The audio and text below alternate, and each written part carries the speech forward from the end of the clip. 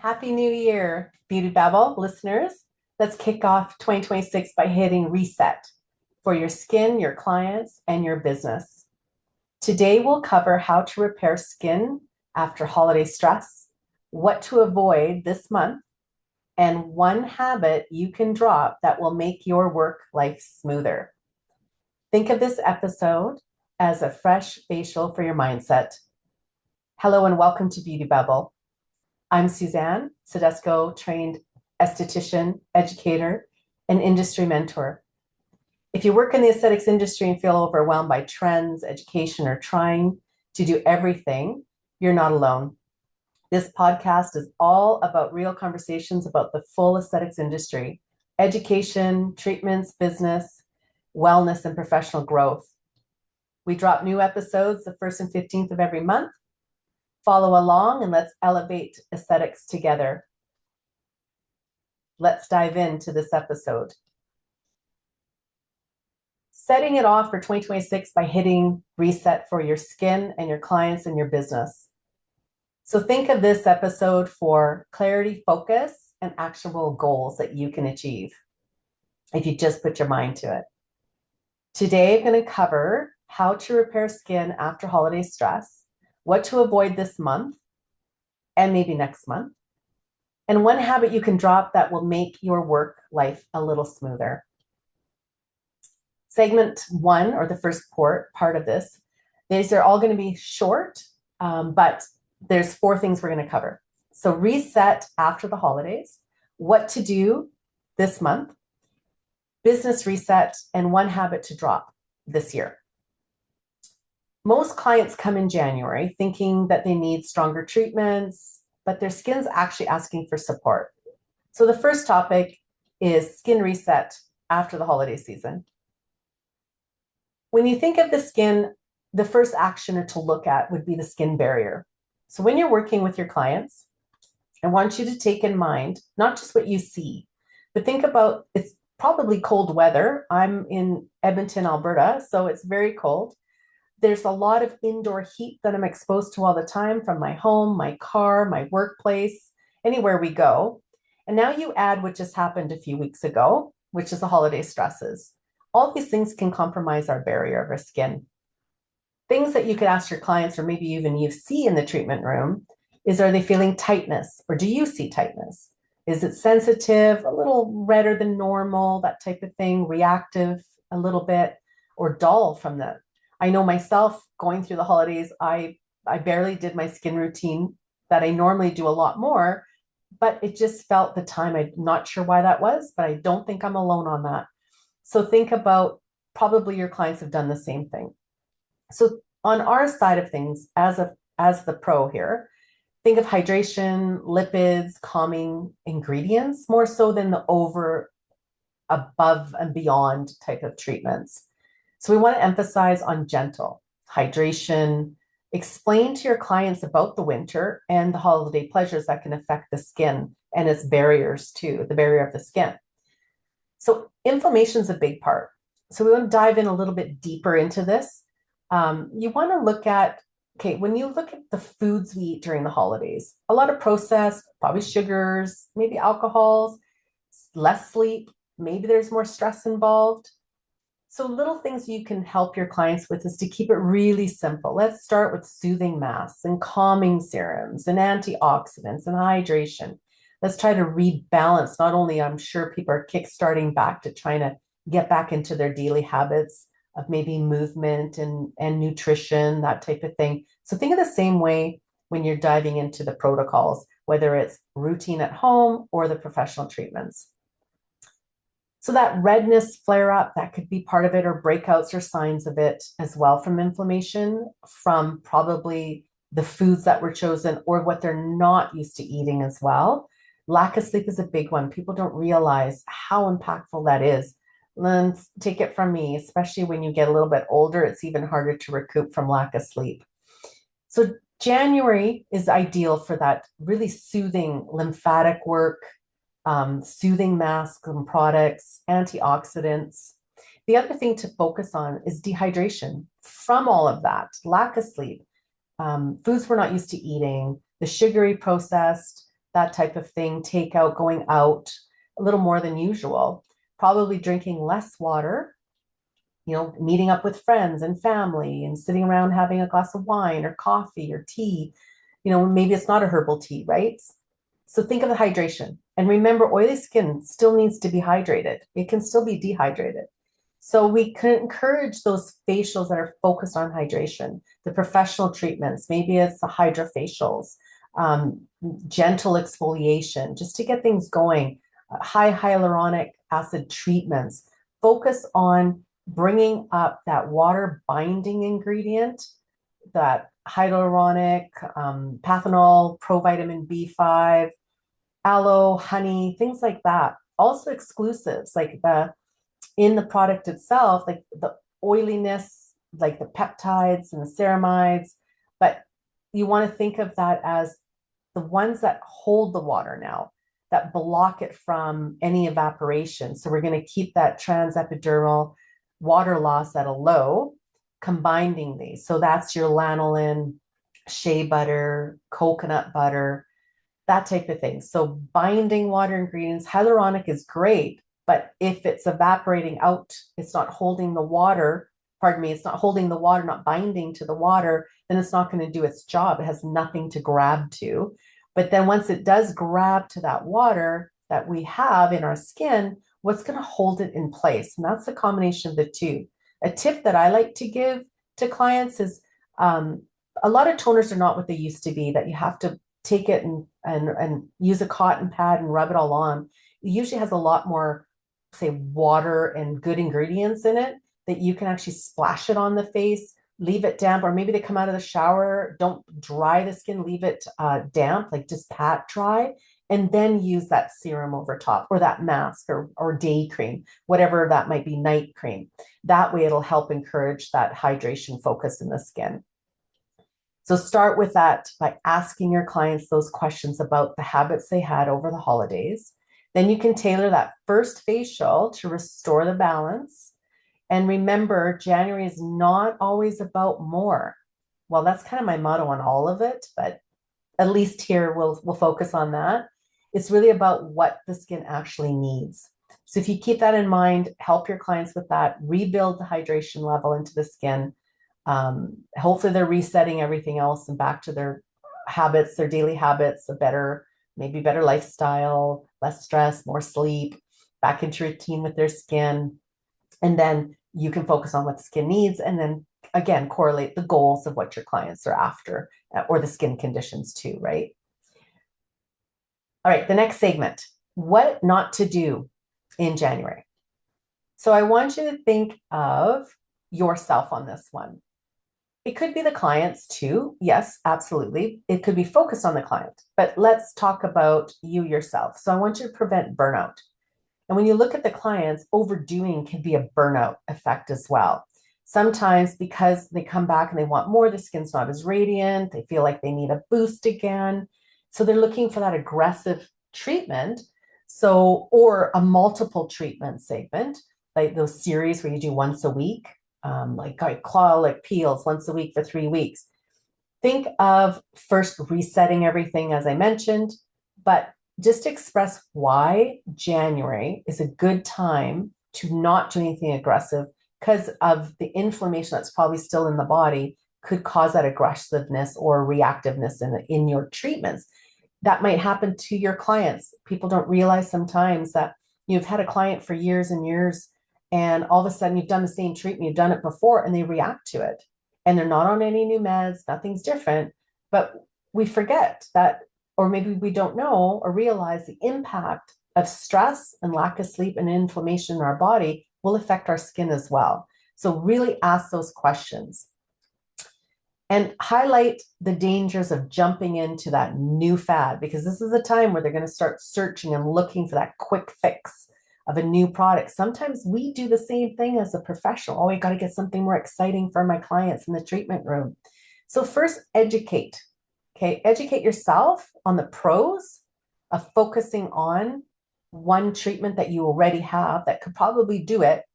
Or, is it something online you should consider? Well, just park that to the side for a moment and just look at what you have. And you want to focus on the client as well with that. So asking them what they saw, what exactly was that they saw? Do your research on it. Because really, I want you to think of yourself. Now listen here. Okay, listen to me. Please. Your role is to educate, not order take. I'm going to say it again. You are not going to take what they said and do it. You need to educate them first and see if this is something. This is one of the habits. I think we listen and then we switch what we're doing because we're listening to the client. Remember, you're the professional. And just because you're being safe doesn't mean it's boring. Sometimes we want these exciting new things because it motivates us as the professional.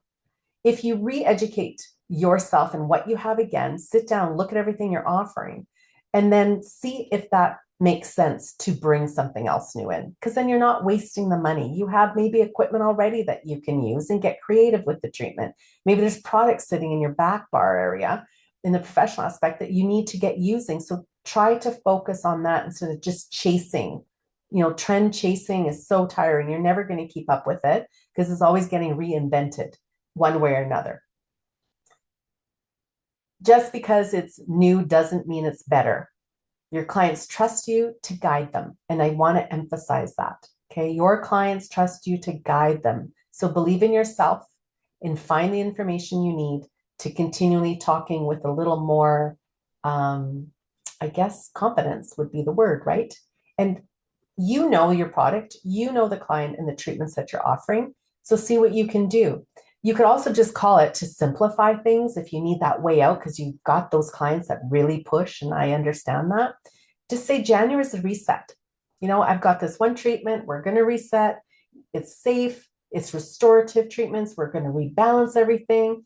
And I promise you, we're going to get on to the next time I see you or whatever that goal is, and you re-enter what they had said to you. Then we'll work on that. But let's make sure this is all coming along. We've got our skin back to normal-ish. Inflammation's gone out of the body. You're hydrated again. You're back to your routine at home, things like that. So rebuild that trust with the skin is really important.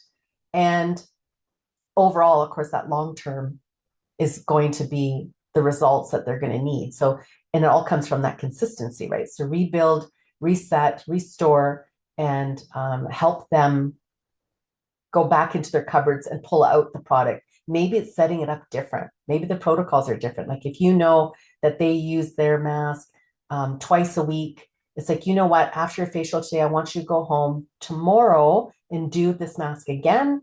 And then in 2 days from now, and then on the weekend, or however that means, spread it out, redo it, relight the fire to be excited by what they have already. Because sometimes they don't need new stuff. They don't need the new trends that are out there. They need to just use what they have in a different way. It's like your clothes. You're going to mix match your tops and your bottoms. So you come up with a new one, a blue top with a black pant instead of just black on black and blue and blue. You could just get a little more creative. And then, you know what? You're not over-promising anything either. You're just causing that reset, right? And as a professional, your confidence comes from knowing when to say no to your clients. That's really part of it. And they'll respect it. They won't want to hear it. None of us want to hear no. Just say, well, it's no for now. Can we just try this and then revisit that next time? And that's okay too. All right, number 3, business reset. So this one, I want you to think of reflecting and a plan is what we're after on this one. Are your treatments still relevant? Any new trends we just mentioned to add or remove? It's okay to reset. So ask yourself, okay, I want you to ask yourself and answer this. What services actually performed well in 2025?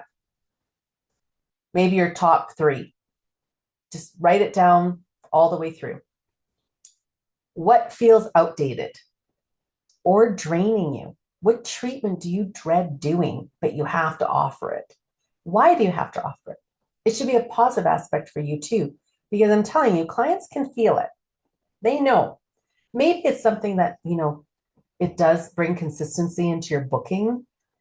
Well, then you have to figure out a way to start maybe hopefully planning it out differently. Maybe it's a treatment that you know is very draining to you. So you'll only offer it, 3 times a week or once a day instead of 3 back to back in a day. See if you can play with your schedule because I understand that you are running a business. Most of the people listening to this podcast are self um, entrepreneurs. They have their own business. Yeah, there's some that still have employees, but I still look at this as well, you're still running a business, even if you work for someone, because you're still trying to build a clientele, right? So think about how else can you plan that? And if you are working for someone else, have an honest conversation with your boss and tell them this is what's happening. Is there anything we could do? You're not saying you don't want to do the treatment anymore, but can we spread it out a little bit in the day? I know that's difficult with booking sometimes because I know when I ran my business, it's tough to do when they want it and they want it. It's like, but offer a different person or a different time then maybe. So this is the time of year. It's ideal to reset and simplify your menus. The other thing I'm going to ask you is to price check. Factor in your costs. Inflation isn't stopping, guys. Prices are still going up. I'm sure you're feeling it on a personal level as well. And you want to look at market standards. So review your costs, your time, and your energy is really important.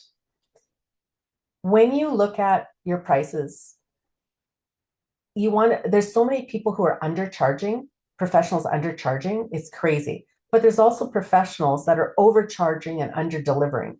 So remember to find that niche between the two, that you are charging the right amount for what you're doing, but not excessive, where you're pricing yourself out and can't book yourself in a day. So you have to find that happy medium. Pricing reflects experience, education, and the results you deliver. So remember those two, not just cost inflation and your materials that cost you to do your services, but your experience, your education, and results. If you're a person that's doing that challenge I said about maybe quarterly taking workshops or something for education, and you share it with your clients, they're going to look and say, wow, she's always on top of this. I've shared where I said, yeah, I actually took this workshop on this new treatment, but I won't be bringing it in, but it was really interesting to learn. And typically they say, well, why not? Well, you best have an answer of why. Well, because I actually have this instead, and I really enjoy this. I might consider it in the future, but right now, this is where my path is. And it's okay to be honest with your clients and let them know. The other one is educational goals, as I just talked about with the education. Encouraging you to think of workshops or courses every quarter, 4 times in a year. Again, it doesn't have to be quantity courses, in depth, that's really going to ignite your skills, ignite you to be confident, and to really deliver what you were out to do. Why did you take this? Why did you get into this? Why did you take the courses you took? To help, to service. You loved it at one point. You probably still kind of love it, but there's things that help you. And I think the biggest one that I get to hear from professional is the confidence. A lot of people are not confident in what they're doing. So, and it's not because you don't know what you're doing. You're just hard on yourself. You're probably looking at perfection. And I'm telling you, we're not perfect. No one's perfect. And that's the beauty of this industry, is because you have to keep learning because there's always something new coming along. So you have to stay in contact with it somehow, with education, new tips, new massage techniques for your hands, for your feet, for the face. Maybe some essential oils. You're going to learn a little bit more about that, how you can incorporate that into the treatment room. I mean, there's so many types of workshops you can do. It could be it's for your self-care. Maybe it's mindfulness. You're going to do breathing workshops for yourself. And when you learn that, maybe you're going to bring that into your treatment rooms. So when they first come in and you sit them down, maybe with the tea, it's like, I have something for you. And maybe you're not comfortable delivering it yourself. Put a breathing app on your phone and have it and say, you know what, I'm going to give you 1 minute for this. After you change, just sit and listen to this, or however you want to look at doing that. Maybe it's during an exfoliation. Maybe you're soaking their feet in a pedicure. There's so many ways to incorporate it in. And it's just beneficial for them. And I'll tell you one thing, when your clients are relaxed and calm, it's such a great experience for yourself as a professional because you're not taking on any of their stuff, we'll say. So depth over quantity. One course, one skill, one area that can help with your confidence. Education doesn't have to be expensive. It can be simple. It's think of this as a way of protecting your career long term. You want to keep building up momentum for yourself and learning and growing. You're like this beautiful seed that started in this industry and growing up into the stem, and some little flowers start to come out, the leaves, and you grow stronger and stronger as you develop. So no different. You nurture your garden yourself. You are the garden, right? Treat your business like your skin. So clean, refresh, and nourish for growth. Clarity creates confidence, and clients feel that immediately. I'm going through some notes that I wanted to hit on, so I'm going to repeat that for you. Clarity creates confidence, and clients feel it immediately. It's huge. One more segment, one more thing I want to talk about. One habit to drop this year. Now, I don't know what that's going to be for you. I'm only going to give you a few ideas that I think with, and that would probably work. And I've heard it. And this is how I came up with it all, is by listening to the professionals that tell me all of these things, or my students. Growth starts with subtraction. So I'm going to say that one more time. Growth starts with subtraction. What are some examples that I mean? So example habits: not scheduling personal development or professional training. Can't tell you how many people, when I ask them, when's the last time you took any kind of personal development? It doesn't always have to be a new treatment. It's just anything. It's like, oh gosh, I haven't done anything since, a couple of years now, or because you got so involved and life happens. And I understand that. Kids, relationships, families, family members, friends, everything. It all takes part, but just plan it in. Overbooking yourself in one day and ignoring self-care. I've seen people, they sit down and while a mask is on their face, they're just eating really quick. I know it happens sometimes. Just try not to make it a habit. That's the difference. I'm saying a habit. These things happen in the treatment room. Client runs late. Now it runs into your lunch break. I understand that completely. But on a daily aspect, overbooking and not being able to get up and walk around, do a couple shoulder rolls, neck rolls, stretching out a little bit, your hands, if you do a lot of hand work, little exercises that you could be doing for yourself. And stop saying yes to every client request. Who can keep up with TikTok? I don't know about you, but I can't. And I know it's a lot, but just say to them, oh yeah, I'll look into that. You don't have to say no. Just say, oh, that's interesting. I'll check that out. But that doesn't mean, or every time they're pushing you for a booking, can you get me in this time? I want this time. But you told them, well, I'm not working late that day, but they still push you. Don't say yes because you broke down. You let them in. Now they're going to keep doing it. So find your border, your lines, draw the line, people. This one's a big one. We fall off on this all the time. Follow-ups. Are you following up with your clients? Just follow up and say hello with them. Now, I know it's a little different. Lash techs, you usually see them every 2 weeks or so, right? But, other technicians, maybe nail technicians, it's every maybe 3 to 4 or 6, depending on them. Facial technicians, right? All of our industry, there's a point where you should be doing some follow-ups, especially new clients, right? And don't forget about your VIPs. They want that care. They want to know that you didn't take them for granted, that they come all the time. So follow up with your clients. I used to schedule out an hour once a week and just handpick people randomly. And I kept a list so I knew who I didn't want to reach out to again, because that's not fair. We're still got a whole bunch of people, and do some things. It could be if you text message with them, message them through your Instagram. If they're following you, you follow them. So then you could, hey, how are you doing? I love that post you did. Just check in somehow. But the follow-ups, also any kind of home care or treatments that you might have done on them, something new you did differently.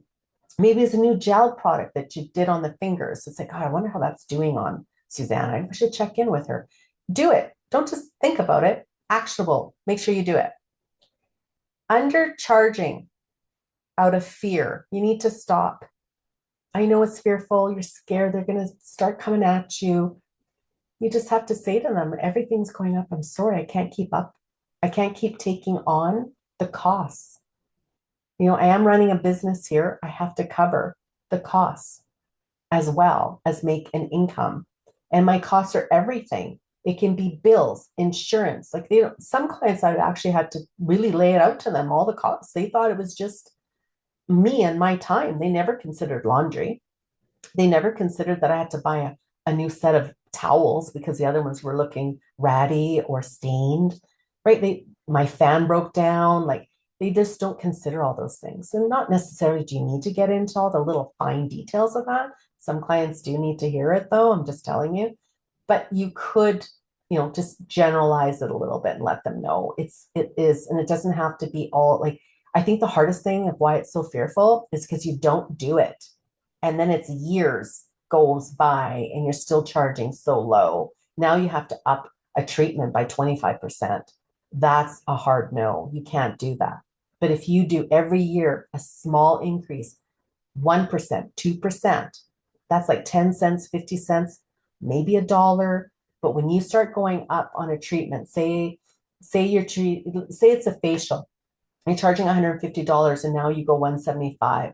That's a huge jump, right? So keeping it reasonable is what you want to look at. Small increments all the time.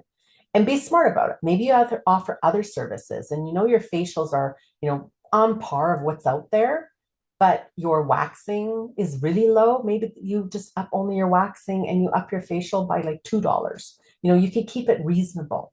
And that's something you can do. But every service you offer, the price should go up a little bit every year, and that will help you. So stop undercharging out of fear. Just bite the bullet. You'll be okay. Just think of me. I'm cheering you on with my pom-poms. Stop neglecting yourself, your own skin and your own body. I know it's hard. I do it too. I get it. It's time to go by and I go, oh my God, when's the last time I did a mask on myself? Good Lord. So you need to find this time for yourself. That's my mission, is a little more self-care this year. Move my body more. Get the inflammation down. Working with my age has been hell, I'm telling you. It's crazy what's happening through menopause. And then maybe that's another podcast I'll do with you guys. If you want, let me know. Anyways, okay. So which habit's holding you back this year? Let it go and replace it with one small positive action that you can do. If you just drop one habit that drains you, this year will be completely different. Think about what would you change this year? And if you change that, how would that change your year? Right? So if you just take one habit that drains you, what do you think would change this year for you? Before you move on, your day to day, I want you to do two things. Get a pen, write it down, get your phone out, whatever you got. What is one skin goal that you can set for your clients this quarter? That's all your clients, right? Or it's even for yourself a little bit would be a good one. And the second one is set one business goal for yourself. It's your roadmap for success. It starts now in January.